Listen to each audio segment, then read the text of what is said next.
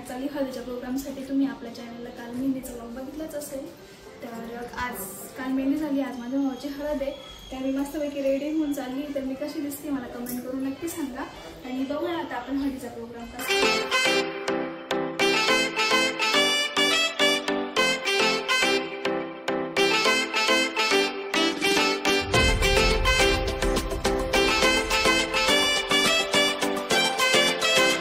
तर मग आम्ही लॉन्समध्ये गेलो आणि इथे आम्ही सगळ्या बहिणींनी ना हे तांबे सुतवतात ना, 5 तांबे बायकांनी सुतवायचे असतात, मग नवरदेवाला आंघोळ घालतात, ते करत होतो। आणि फोटो सेशन पण चालू होतं। 5 दोऱ्याने 5 वेळा त्या तांब्यांना गोल फिरवावं लागतं, त्याला तांबे सुतवणं म्हणतात।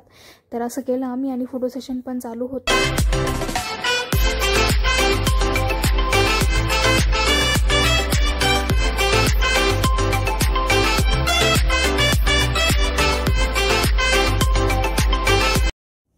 आणि ते 5 तांबे असतात ना, त्याच्यामध्ये ना पाणी भरून ठेवायचं असतं। आम्ही सगळ्यांनी त्याच्यामध्ये पाणी टाकलं। तेच पाणी ना सगळ्यात लास्टला नवरदेवाची आंघोळ झाल्यानंतर सगळ्यात शेवटी हे पाणी पण नवरदेवावर टाकलं जातं।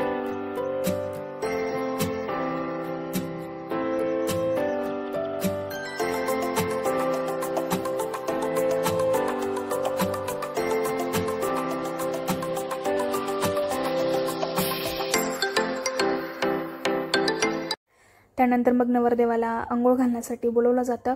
मग नवरदेवाकडे ना सुपारी, पान आणि 1 रुपयाचं नाणं असतं। तर बहिणींनी ना नवरदेवाला फिरवायचं असतं। तर आम्ही प्रत्येक बहिणीने एक एक करून आहे ना नवरदेवाला फिरवलं आणि फोटो सेशन पण केलं। सगळ्यांनी फोटो पण काढून घेतले तेव्हा।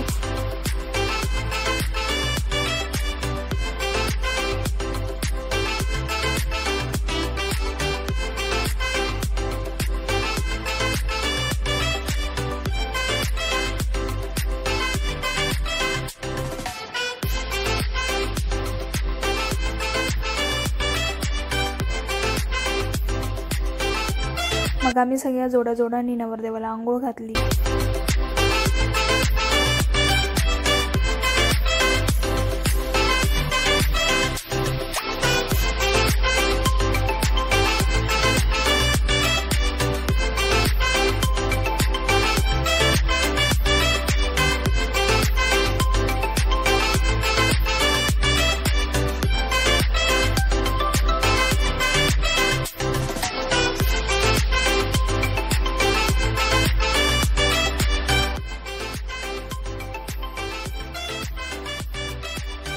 या सगळ्या माझ्या आजींत्या आहे।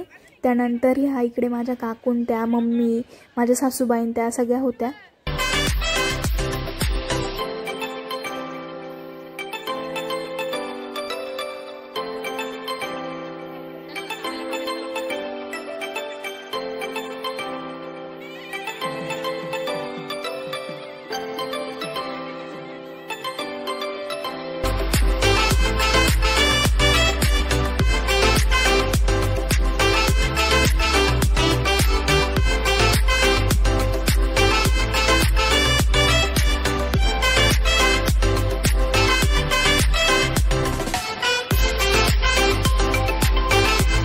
नवरदेवाची आंघोळ झाल्यानंतर नवरदेवाला मामाने उचलायचं असतं। तर स्वप्नील भाऊच्या मामाने त्याला उचललं आणि त्याच्यानंतर हळद लावायची होती। तर मग हळद लावण्याआधी ना हे चौक करायचं असतं। तर ते आजी मम्मी त्या करत होत्या। गव्हाच्या याने चौक भरला जातो, मग नवरदेवाला हळद लावली जाते। ते का करतात हे तर मला माहित नाही, पण आपली जुनी परंपरा आहे तर केलं जातं ते।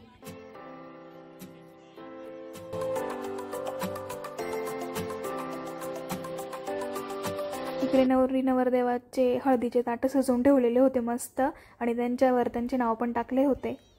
आणि इकडे परत हळद लावायची होती। तर परत हे तांब्यांना असं सुतवावं लागतं। तर हे तांबे पाण्याने भरलेले नसतात, आंघोळीच्या वेळेसच पाण्याने भरायचे असतात, हळदीच्या वेळेस पाण्याने भरायचे नसतात।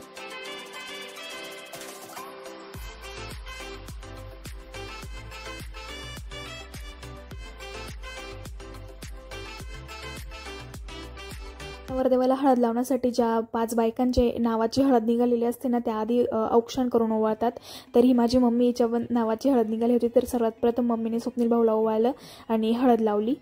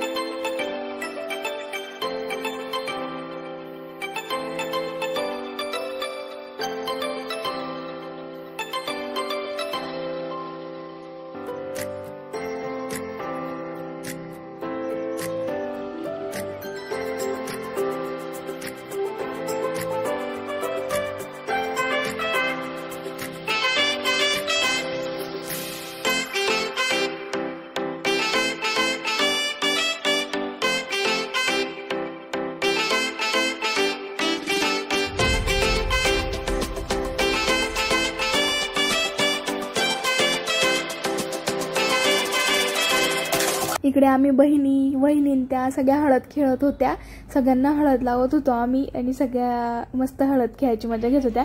मला पण हळद लावली होती पण मी शूट घेत होते ना त्याच्यामुळे मी काही तुम्हाला दिसणार नाही। हे बघा कशी हळद लावता इकडे।